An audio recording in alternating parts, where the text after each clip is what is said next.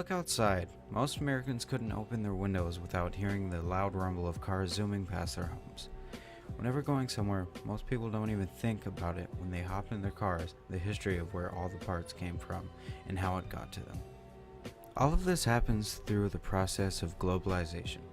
Globalization is a process by which businesses or other organizations develop international influence or start operating on an international scale. A lot of people are under the impression that the first car was created in the United States.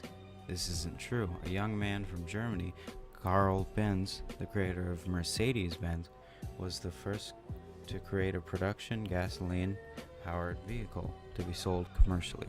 Karl wasn't the only other person who had this idea to create a working automobile, though. In America, another man by the name of Henry Ford had the same ambitions and created his first Model T automobile.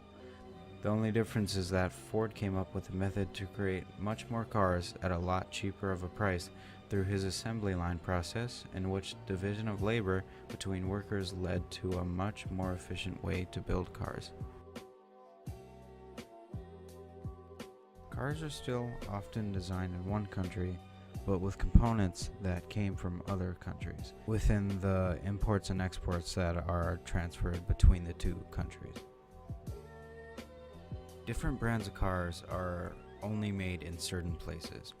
For example, for the US, a domestic car manufacturer would be Ford, Chevy, and Cadillac. An example of a foreign manufacturer would be Hyundai, Toyota, Honda, from, let's say, China.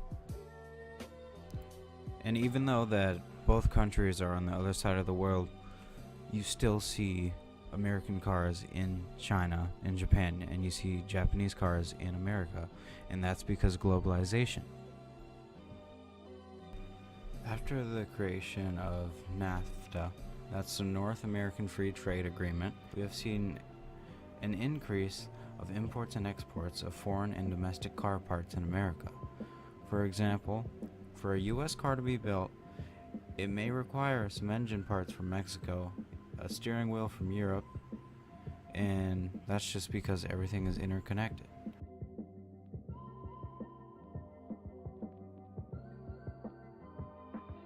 Even though the car business is a booming industry, it isn't very cheap to create safe vehicles that follow certain safety restrictions. Some companies have found ways around this through the use of outsourcing, which is hiring outside firms for non-core operations to lower operating costs. This allows them to create more vehicles and vehicle parts in places where there is more of an abundance of a resource, so it is cheaper to make.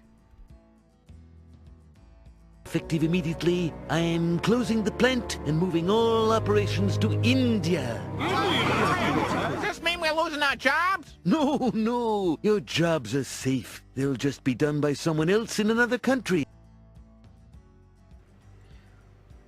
The only downside to this are tariffs, which are a tax on imports. But there are people out there who are trying to fix this by getting rid of tariffs, and those people are called free traders.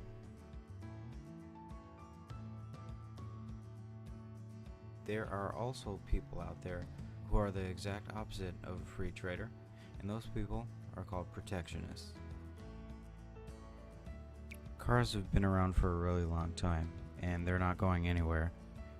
The more interconnected we can be with trading, imports, and exports with other nations, the better.